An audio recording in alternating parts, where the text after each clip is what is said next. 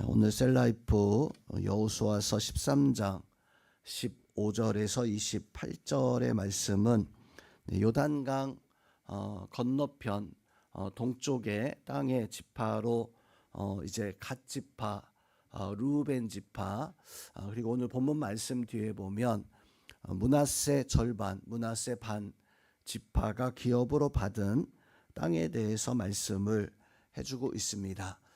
이 땅에 대한 약속의 말씀은 하나님의 신실함, 또 죄에 대한 경계, 또 우리에게도 하나님이 기업이 있다라고 하는 영적 의미의 말씀을 바로 포함하고 있습니다. 자칫 오늘 15절부터 이제 땅에 대한 각 지파의 기업에 대해서 보면 자칫 낯선 지명들이 계속 나열되어지고 또 경계가 어디에서부터 어디까지다라고 하는 설명이 계속해서 이어지게 되어집니다. 이것은 하나님께서 이 백성들에게 약속하신 것에 대한 빠짐없이 이루시는 성취하시는 그런 약속의 말씀이기도 합니다. 이것은 어찌 보면 하나님의 신실하심에 대한 약속이기도 한데, 하나님은 어떻게 이 백성들 12지파에 대해서 신실함의 하나님의 역사에 대해서 말씀을 하시는가? 오늘 먼저 하나님은 약속을 구체적으로 성취하신다라고 하는 사실을 우리에게 보여주고 있습니다. 오늘 말씀에는 각 지파가 등장하지만 오늘 말씀에 보면 15절과 24절에 모세의 이름이 등장합니다. 모세의 이름이 언급되어지면서 모세가 15절 말씀에서 보니까 그의 가족대로 가족을 따라서 기업을 주었다. 15절에서 이렇게 말씀해 주고 있고, 또 24절에서도 모세가 각 지파의 그 기업을 따라서 이제 그 땅을 주었다라고 이렇게 이제 말씀을 해주고 있습니다. 여호수아서의 말씀은 모세가 이제 죽고 난 연후에 여호수아와 그 백성들이 이 정복의 땅, 약속의 땅을 정복해 나가는 그 과정에 대해서 말씀을 해주고 있는데, 왜 오늘 15절과 24절에 모세의 이름이 언급이 되어지고 있는가? 바로 그것은 이제 모세가 죽기 이전에 르우벤 지파, 또 갓 지파와 므낫세 절반의 지파가 모세 때 요단강 건너편을 기업으로 받았기 때문입니다.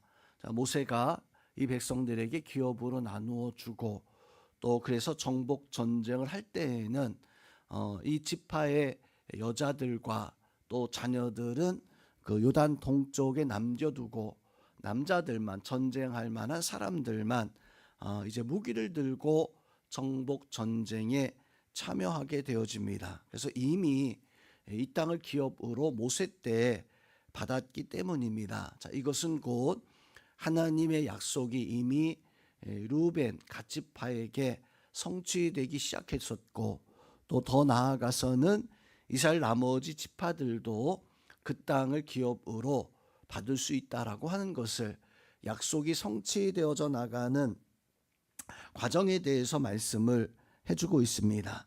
우리는 이 말씀 통해서 하나님은 우리의 약속을 신실하게 이뤄 나가고 성취해 나가신다라고 하는 그 사실을 믿고, 또 그 사실을 우리가 믿음 가운데 하나님의 약속을 바라보면서 살아가는 그런 은혜가 바로 우리 가운데 있어야 됩니다.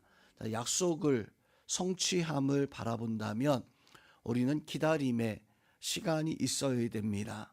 어찌 보면 르우벤 지파와 갓 지파는 이미 자기들의 땅이 있었기 때문에 그냥 돌아가서 그 땅에서 평안을 누려도 그만이었을 거예요. 그렇지만 이 백성들은 하나님의 약속을 이루기 위해서 자기의 사명, 자기의 할 일들을 다 행하는 그런 모습들을 가지고 있었다라고 하는 사실입니다. 또 다른 지파들에게도 어떤 르우벤 지파와 이 갓 지파는 하나님의 약속의 성취의 상징과도 같은 이런 모습이 되어질 수 있었을 것입니다. 또 오늘 말씀에서 보면 르우벤 지파의 어떤 땅을 기업을 말씀할 때 22절 말씀에서 보니까 보올의 아들 점술가 발람도 칼날로 죽였더라. 자, 모세 때 있었던 그 요단강 건너편 르우벤 지파의 땅을 정복할 때 있었던 사건에 대해서 21절과 22절까지 해서 말씀을 해주고 있는데, 그 땅에서 하나님의 역사가 어떻게 행하였었는가, 특별히 하나님의 역사 가운데서도 보올의 아들 이제 발람 선지자에 대한 어떤 말씀도 언급하고 있습니다. 발람은 모압 땅을 지나갈 때 바로 모압 왕 발락과 더불어서 이스라엘 백성들을 바로 저주했었던 그런 거짓 선지자가 바로 발람 선지자였습니다. 하나님께서 원치 아니했음에도 불구하고 이 발람은 물질과 어떤 탐욕의 눈이 멀어서 처음에는 거절했다가 결국에는 이스라엘 백성들을 저주하는 자리에, 그 자리까지 나와서 하나님의 뜻을 어겼었던 선지자, 바로 발람 선지자였었죠. 그런데 이 발람 선지자는 결국에는 이 물질로 말미암아 하나님의 심판으로 죽음을, 칼날의 죽음을 당하게 되어집니다. 오늘 22절에서 바로 이렇게 발람 선지에 대해서 말씀을 해주고 있는 것은, 이 발람이 풍요함에 의해서 하나님 앞에 심판을 받았던 사람이었습니다. 즉 르우벤 지파, 갓 지파, 그리고 요단강 건너편에 남게 되어지는 므낫세 절반, 므낫세 반 지파가 가장 주의해야 되는 것이 무엇이었냐면 바로 풍요함이었었어요. 자, 그 땅에 원래 남게 되었었던 이유도 그 땅이 풍요롭고 참 그 땅이 모든 것이 잘 자랄 것 같은 그런 모습을 가지고 있었기 때문에 어찌 보면 먼저 그 땅을 차지했던 것이 르우벤과 갓 지파, 므낫세 절반 지파의 어떤 모습이었습니다. 즉 풍요로웠기 때문에 그 땅을 먼저 얻을 수 있었고, 그 땅을 먼저 얻어서 가장 먼저 정착할 수 있는 그런 지파였습니다. 또한 풍요로워서 이 땅을 정착했다면 또한 이들에게도 발람의 어떤 교훈이 이들에게 교훈이 될 수 있었어요. 그래서 이들은 그 풍요함이 자칫 그들에게 어떤 유혹거리와 어떤 잘못된 하나님의 뜻을 쫓지 못하는 이런 모습이 되어질 수도 있었을 것입니다. 자, 우리가 세상에서 살아갈 때 여러 가지 많은 유혹들을 받게 되어지는데, 그 유혹들 가운데서 가장 쉽게 받을 수 있는 것이 어떤 물질, 어떤 재산, 어떤 이러한 금전적인 것의 유혹에 가장 많이 흔들리기도 합니다. 자, 우리가 이러한 풍요함을 오늘 르우벤 지파와 갓 지파를 통해서 하나님은 경고하고 있습니다. 발람의 어떤 교훈을 따르지 말고 풍요함의 교훈을 따르지 않아야 되는데, 실제로 이 르우벤 지파와 갓 지파, 므낫세 절반 지파는 이스라엘 12지파 가운데 아수르에서 가장 먼저 그 땅을 잃어버리게 되어지는, 그것은 곧 그 땅이 가장 풍요로웠지만 그것으로 말미암아 결국 죄를 범하고 하나님 앞에 그 땅을 가장 먼저 빼앗기게 되어지는 그런 결과를 초래하게 되어집니다.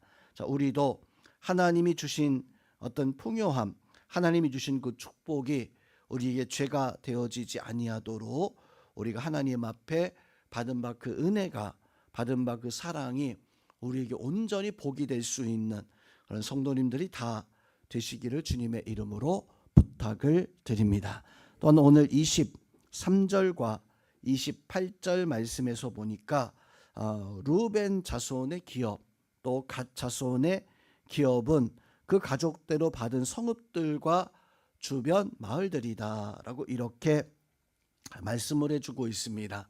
하나님은 각 지파마다 가장 마지막에 이러한 말씀으로 각 성읍과 그 마을들이 바로 기업이다라고 이렇게 말씀을 해주고 있습니다. 자, 이 말씀은 어찌 보면 예수님께서 신약 성경의 그 종들에게 달란트를 맡길 때 그 각기 분량대로 달란트를 맡기었다라고 이렇게 말씀을 해주고 있습니다. 자, 그 분량이라고 하는 것은 맡겨진 사명, 맡겨진 책임. 자, 오늘 말씀에서 보면 맡겨진 기업이죠. 그 기업에서 하나님이 그 땅을, 마을을, 성읍을 준 것은 그곳에서 하나님의 어떤 역사와 하나님의 은혜를 누리면서 살아가라라고 하는 당부이기도 했습니다. 자, 우리가 맡겨진 달란트의 분량을 감당해야 되는 것처럼 오늘 이스라엘 지파들이 그 각기 받은 가족대로 받은 성읍과 주변 마을 안에서 하나님의 역사, 하나님의 은혜를 누려갈 수 있는 그런 섭리와 은혜가 필요했습니다. 자, 우리도 우리에게 주신 가정, 우리에게 주신 믿음의 삶의 어떤 기업과 분량 안에서 우리는 하나님의 영광, 하나님의 역사를 나타내며 그것을 통해서 온전히 하나님의 뜻을 이루어갈 수 있는 우리 성도님의 가정이 하나님이 주신 기업 되어지고 내가 거하는 삶의 터전이 하나님이 우리에게 주신 분량이 되어져서 그것을 통해서 하나님께 예수 그리스도의 은혜 가운데 설 수 있는 우리 성도님들 다 되어질 수 있기를 주님의 이름으로 축원드립니다.